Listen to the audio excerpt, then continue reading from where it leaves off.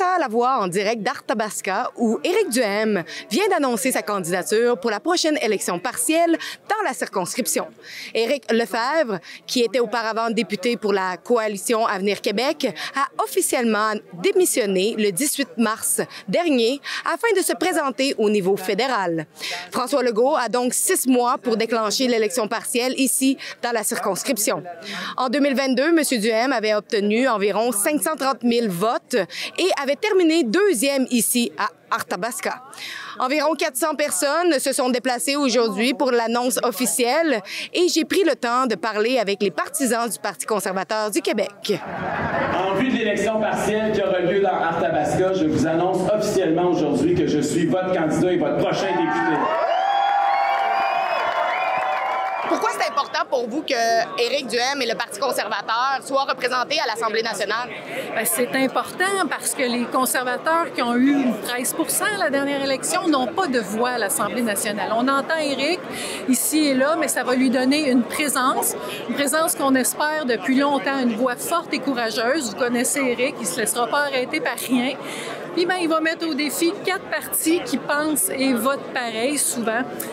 Donc, on a réellement besoin de lui à l'Assemblée nationale. Tout le Québec va gagner à avoir Éric Duhem. Je salue le courage qu'il y a de venir se présenter ici parce que c'est pas un château fort, il n'y a rien de gagné d'avance. C'est une bataille qu'il faut mener.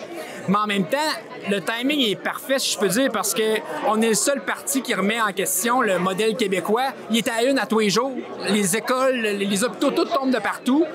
Puis il faut se rappeler qu'aux dernières élections, il y a 500 000 personnes qui ont voté conservateur, puis ces gens-là ne sont pas représentés à l'Assemblée nationale. Fait qu'on essaye un peu, 1 an et demi avant la prochaine élection, de corriger cette anomalie-là. Puis si c'est le chef en plus qui peut faire son entrée, on va faire tout ce qu'il faut pour lui donner un coup de main. Bien, ça prend une voix qui représente justement ce demi-million-là de personnes qui ont voté pour le Parti conservateur il y a 2 ans. On se rend compte qu'il y a une succession de votes à l'Assemblée nationale qui le démontre que l'opposition ne fait pas le travail à l'Assemblée nationale. Puis c'est pas de dire « Ah, il est conservateur de droite ou de gauche », c'est pas ça. C'est que quand il y a vraiment des enjeux qui s'opposent vraiment à l'Assemblée nationale, qui portent cette voix-là différente. Qu'on pense entre autres à la taxe du carbone, c'était le dernier enjeu qui a provoqué un vote à l'Assemblée nationale à l'unanimité. À l'unanimité, le tout électrique, on appuie. Mais ça marche pas, là. C'est pas vrai qu'au Québec, il y a une unanimité. Il faut que ça soit représentatif, l'Assemblée nationale, de la volonté des Québécois. Et là, il y a tellement de députés qui font pas le travail. Là, les gens d'Arthabasca ont l'occasion justement d'avoir un député qui, à mon avis, peut les représenter, amener une voix différente. Je pense que c'est important parce qu'il y a au moins un demi-million de personnes qui ne sont pas représentées en ce moment à l'Assemblée nationale puis qui ont voté pour le Parti conservateur du Québec en 2022. Puis il y en a d'autres qui continuent à vouloir s'intéresser à ce parti-là. Puis je pense qu'en ce moment, c'est pas normal qu'il y ait un unanimisme, que tous les partis soient unanimes à l'Assemblée nationale en ce moment, qui votent pour toutes les mêmes choses. Ça prend une voix différente qui va représenter le demi-million de personnes qui ont voté pour eux. Puis quelqu'un qui va représenter aussi les jeunes. Le Parti conservateur apporte une voix différente, la voix des contribuables, la voix des entrepreneurs qui sont submergés par la réglementation, la voix des contribuables qui sont tannés du gaspillage, des subventions à Northvolt ou à Lyon Électrique, les contribuables qui sont étouffés. C'est un peu ça qu'on veut. On veut représenter les gens qui voient tout ce gaspillage, cet État qui est de plus en plus gros, qui est de plus en plus lourd, la bureaucratie et cet empiètement constant de l'État sur nos libertés puis nos droits individuels. C'est extrêmement important qu'Éric Duhem gagne le siège ici dans Arthabasca parce que, premièrement, on a affaire à un parti unique au Québec. La CAQ, le PLQ et le PQ sont essentiellement au diapason sur la plupart des enjeux. Donc, on voit à l'Assemblée nationale des votes unanimes, même avec Québec solidaire des fois. Donc, moi, je trouve que c'est extrêmement aberrant de voir ça. Notamment, par exemple, récemment sur la bourse du carbone. C'est pas normal qu'on paye plus cher l'essence au Québec que partout ailleurs au Canada et qu'il n'y a pas un politicien et qu'il n'y a aucun parti qui se lève contre ça. Il y a juste Éric Duhem et les conservateurs qui le rappellent constamment. Donc, ça, c'est un exemple concret là, de ce consensus imposé, parce que c'est pas un consensus qu'il y a dans la population. C'est un consensus qui est imposé sur la population à l'Assemblée nationale. C'est important qu'il y ait un vrai parti d'opposition qui arrive à l'Assemblée. Bien, je pense que ce serait formidable. Il serait temps, là. Parce que là, il n'y a plus de Claire Sanson pour l'amener, là. Je pense que c'est évident pour bien du monde, mais je suis pas toujours politiquement correct. Vous en avez peut-être déjà aperçu. Des fois, je dis des choses qui choquent un peu les gens de Montréal. Mais vous savez que je parle du fond de mon mon cœur, vous savez que je parle avec mes tripes, vous savez que je parle avec mes convictions, et c'est ce qui fait qu'on a quelque chose en commun. Qu'est-ce que vous avez pensé de la tentative de dissociation du Parti conservateur du Canada avec le Parti conservateur du Québec? Je trouve ça navrant parce que si tu veux vraiment un parti en santé, un parti, c'est comme un arbre ou une plante. Il y a des racines, OK? Donc, tu as la lumière, mais tu as les racines également. Les racines, c'est le grassroots, c'est le membership. Et le membership, qu'est-ce qui est le plus dynamique au Québec dans le membership conservateur? C'est le membership qu'on a ici du Parti conservateur du Québec. Je ne suis pas membre d'aucun parti. Mais il y a des gens très actifs.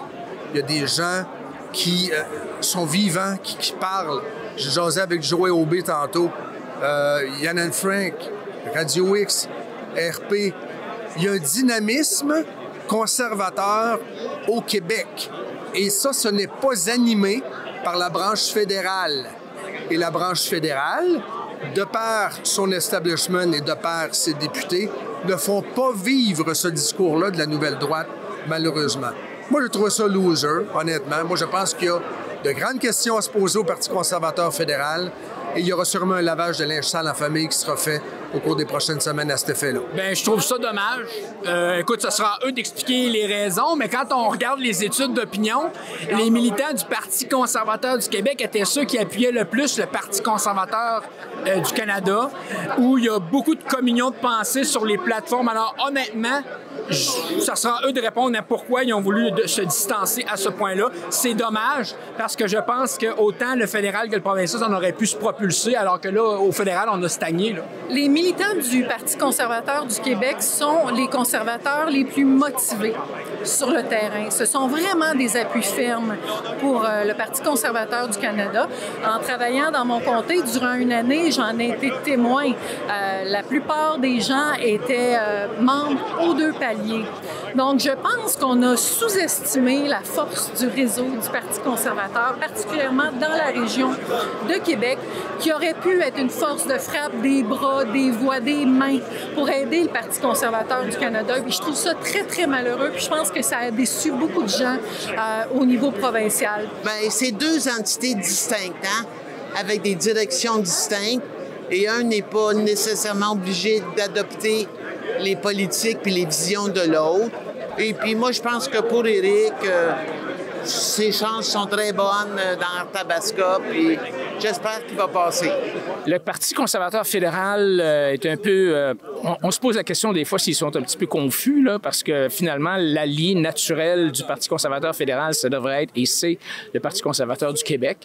Peut-être que ça va changer maintenant que les élections sont terminées au niveau fédéral, mais je pense qu'il y a quand même des bons liens. Il y a souvent des militants du Parti conservateur du Québec qui travaillent au niveau du Parti conservateur fédéral et vice-versa.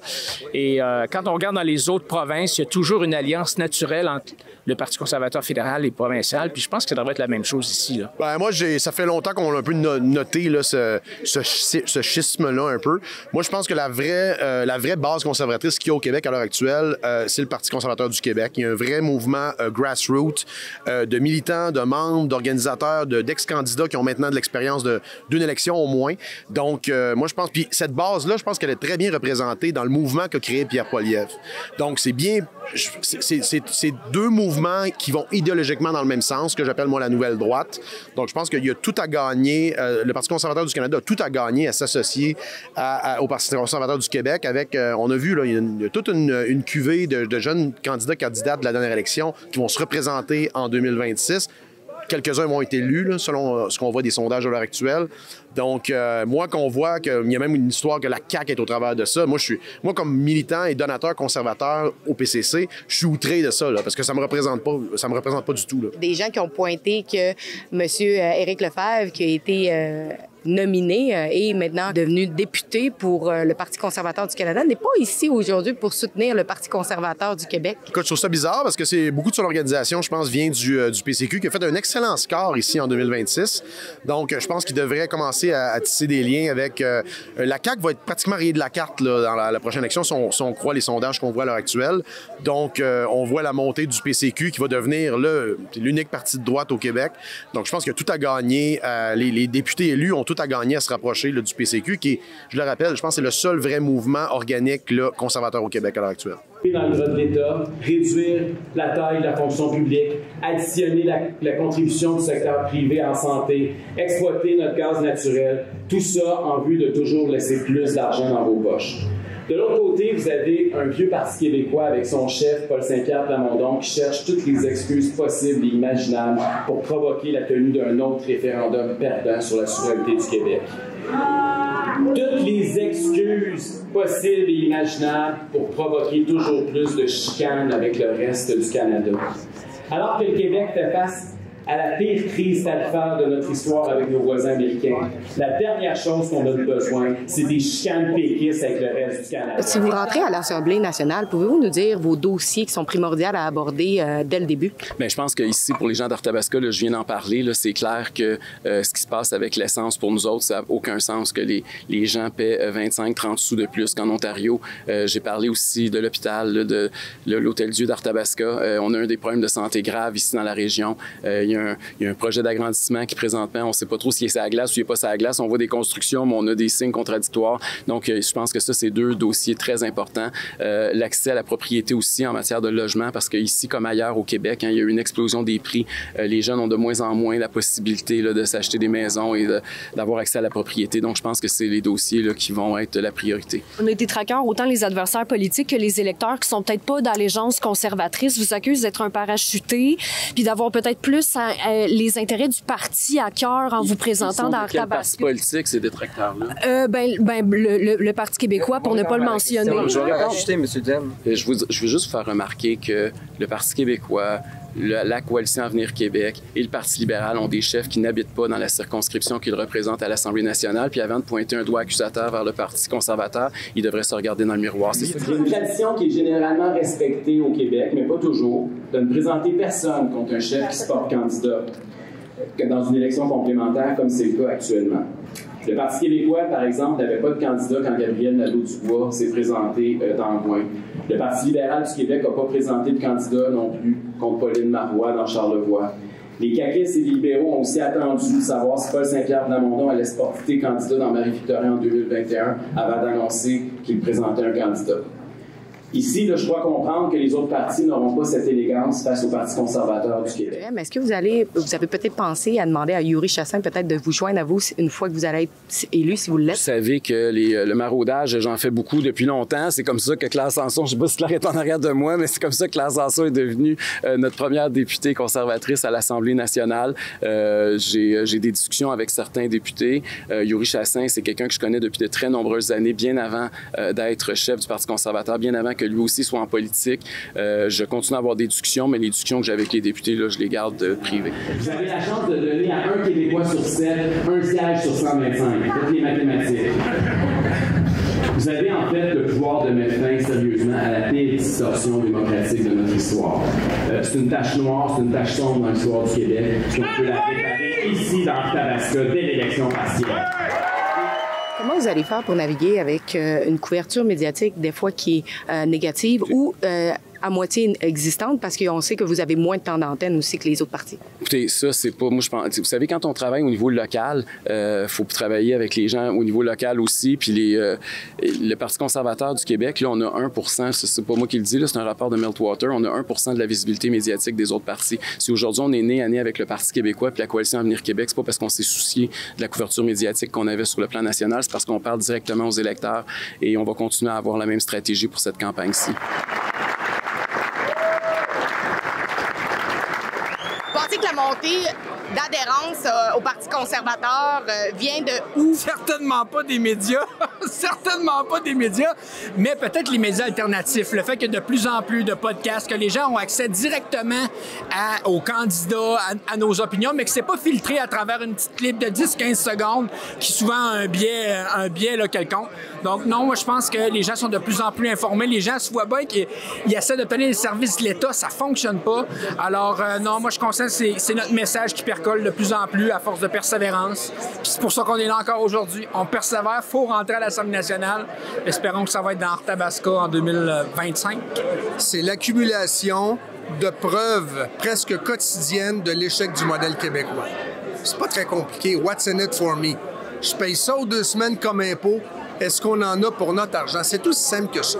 Le citoyen regarde ce qu'il donne au gouvernement du Québec. Il n'est pas capable de se faire soigner. Ses enfants vont dans une école, le toit coule. L'éducation est un peu tout croche. On en est rendu à un Drainville qui demande le vouvoiement. Je veux dire, c'est en perdition, là, ce qui se passe au Québec. Donc, le constat est dur, mais le constat est vrai. Le constat est triste. C'est l'échec du modèle québécois. Et avec la décote, de toute façon, on l'a vu, puis il n'y a pas juste nous qui l'avons vu. Donc, moi, je pense que c'est ça qui vient faire nourrir la désaffection, qui vient faire nourrir la grogne. Et ce parti-là, je pense, pour beaucoup de monde autour, ça donne de l'espoir, justement. Je pense qu'il y a une déception importante des gens par rapport au gouvernement actuel, par rapport au gouvernement de la CAQ. Et puis, parce qu'il n'y a rien qui marche vraiment, là. Alors, puis le marketing, ça ne pognera pas éternellement non plus, là. Des campagnes publicitaires, ça prend des vraies affaires, des vrais gestes, là. Alors, je pense qu'il y a un désappointement important de ce côté-là qui aide certainement d'autres partis à se faire valoir, incluant le Parti conservateur. Donc, il y a beaucoup de travail à faire, mais Éric est capable. Là, il n'a jamais arrêté de toute façon. Là. C'est pas compliqué. Le coût de la vie a explosé. Fait que les gens qui se souciaient pas de la politique, maintenant, ils voient leur facture d'épicerie grimper. Ça a été le cas là, du vote féminin pour le Parti conservateur du Canada. Les femmes allaient faire leur épicerie, puis ils voyaient bien qu'il se passait quelque chose. Donc, ça les a rejoints. Ils est allé chercher le vote des femmes. Mais ici, au Québec, bien, on voit les dépenses effrénées d'un gouvernement Legault qui investit absolument sans réfléchir. En tout cas, moi j'ai trouvé qu'ils n'ont pas réfléchi fort là, avec M. Fitzgibbon quand ils ont investi autant de notre argent dans des projets qui ont tombé à l'eau. Alors, les gens sont déçus. Les gens souhaitent une meilleure gestion des finances publiques. Puis c'est principalement ce que les conservateurs veulent, défendre le contribuable. On veut un gouvernement qui respecte les contribuables. On n'est pas là pour couler de l'argent pour que ça s'en aille en subvention. C'est pas ça. Nous, on est là vraiment pour les gens qui sont sur le terrain. C'est ce que j'ai fait. J'ai passé 1 an à aller voir les gens sur le terrain, à écouter c'est quoi leurs besoins. Puis j'ai confiance pour l'avenir que le mouvement conservateur va prendre de l'ampleur parce que là, ça n'a plus de bon sens. Puis les gens s'en rendent compte. Les jeunes n'ont plus accès à la propriété. Donc, c'est positif. Mais comme je disais, j'ai l'impression que c'est un nouveau conservatisme. Donc, j'ai l'impression qu'Éric Duhem, ce qu'il arrive à faire en ce moment, c'est revaloriser ces valeurs-là, des valeurs de liberté, des valeurs de responsabilité individuelle, des valeurs d'autonomie qu'il arrive à remettre en valeur dans notre communauté, qui brisent des préjugés qui sont associés à des partis conservateurs. Mais en réalité, je pense que le Parti conservateur n'est peut-être pas un nom de parti qui représente le Parti conservateur tel qu'il est aujourd'hui. Je pense que c'est vraiment une nouvelle forme là, de conservatisme. Bien, c'est intéressant de voir quand on regarde la démographie. D'ailleurs, M. Duhem en a parlé pendant son discours. Les gens qui ont moins de 55 ans dans les sondages sont vraiment votent massivement pour les conservateurs, que ce soit au fédéral ou au provincial. Et ce sont plus les gens au-dessus de 55 ans qui ont tendance à voter pour les partis plus traditionnels, le Parti libéral ou au Québec, la CAQ. Et ça, évidemment, ça va changer. Je veux dire, la démographie, c'est quelque chose qu'on peut pas... La pyramide est là. Et donc, les boomers d'aujourd'hui seront plus là demain et vont être remplacés par ces gens-là, ces jeunes-là. Et pourquoi ces jeunes-là votent pour le Parti conservateur, soit fédéral ou provincial? Comme le dit M. Duhem, le modèle québécois est brisé, ne fonctionne plus pour ces gens-là. Ils sont plus capables de s'acheter de maison, ils sont étouffés par les impôts, ils aboutissent plus, ils n'arrivent plus avec leur chèque de paie à la fin de 2 semaines, ça marche plus. Alors ces gens-là se disent, il faut changer, il faut que ça change. Et on ne peut pas réélire les vieux partis puis espérer des résultats différents. Donc, c'est pour ça qu'il y a... et moi, je trouve ça extrêmement encourageant. C'est très positif pour l'avenir du Canada qu'il y ait ce mouvement parmi les jeunes de vouloir voter conservateur pour baisser les impôts, baisser les taxes, réduire la fonction publique, éliminer le gaspillage, éliminer les subventions ridicules comme à Northvolt ou à Lyon Électrique. C'est très positif, en fait, à long terme pour le mouvement conservateur généralement à travers le Canada. Bien, actuellement, on voit une espèce de retour au source. Je pense que les plus jeunes générations, d'ailleurs, il y a des signaux très importants et très encourageants de la dernière élection. Là. On a vu les élections scolaires dans tous les collèges et toutes les écoles du Canada. Les conservateurs ont gagné facilement. Plus grande participation des jeunes également. Je pense que toute la mouvance woke est allée pas mal au bout de sa vie utile. Il y a une espèce de retour, une espèce de ressac. Et ça peut être extrêmement profitable. On le voit un peu, c'est partout en Occident. Là, regardez en Argentine, regardez en Europe. L'élection de Trump en 2024, qu'on mettait de côté l'histoire de la guerre commerciale, il y a quand même une adhésion majeure d'électeurs républicains non traditionnels qui se sont joints, qui ont joint la campagne Trump, si on veut, d'une certaine manière. Donc, je pense que c'est devenu une guerre culturelle et je pense que les gens en ont plein leur casse. Là. Donc, particulièrement les jeunes, moi, je pense que l'avenir des conservateurs, l'avenir du mouvement conservateur au Canada et au Québec, c'est avec les jeunes. On voit qu'est-ce qui est en train de se passer au niveau du Canada. On voit que l'Alberta voudrait se diriger vers la souveraineté. C'est quoi le futur pour un Québec sans l'Alberta? Beaucoup moins de péréquation. Moi, ça me fait rire. Ben, rire. Il n'y a rien de drôle là-dedans, mais quand on regarde, admettons, les gens qui s'époumonent au Québec parce que quand il y a aboli la taxe carbone, il y a des gens dans d'autres provinces qui ont reçu des chèques.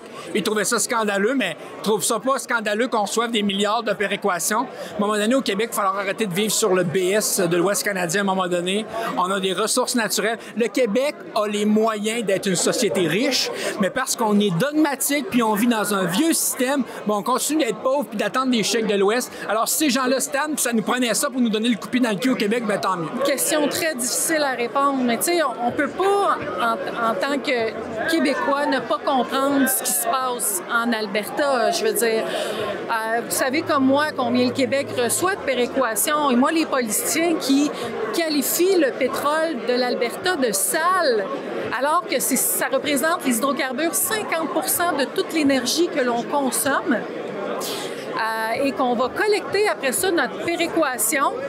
En ayant cette opinion-là de nos confrères de l'Ouest, je peux comprendre la frustration. Il y a de l'hypocrisie en quelque part là-dedans, à ne pas vouloir développer nos ressources naturelles.